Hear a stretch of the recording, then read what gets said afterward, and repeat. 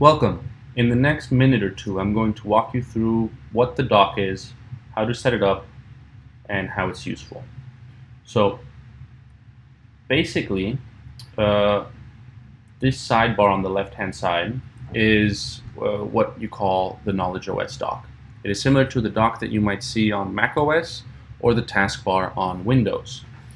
It lets you easily pin any of the apps that you might work with or unpin them for easy access. Similarly, you can pin or unpin contexts, which are saved browser windows with tabs and other key resources that are mapped in the way that you think. And we'll get to that in a later tutorial, but just know that you can easily add and remove contexts and apps from your dock.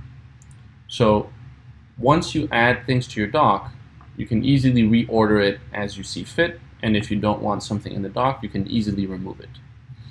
Now, there are three sections. Up top, you have the ability to create new, access all of your apps, access all of your contexts, and then there's an Open Now section.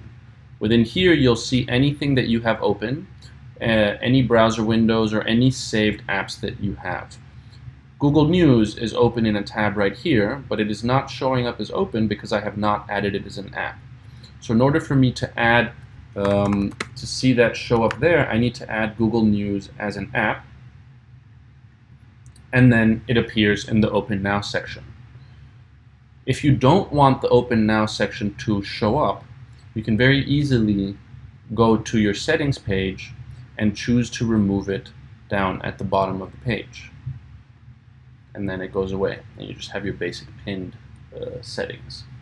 Now, the dock can be accessed over any website using the keyboard shortcut Option Space if you're on Mac, or Control Space if you're on Windows. Here, you can easily see Google News and keep track of anything that you've been reading in Google News. Similarly, if you go to LinkedIn or Crunchbase or Gmail, all your information is easily organized around whatever you are trying to access, right? That's the basics. Thank you.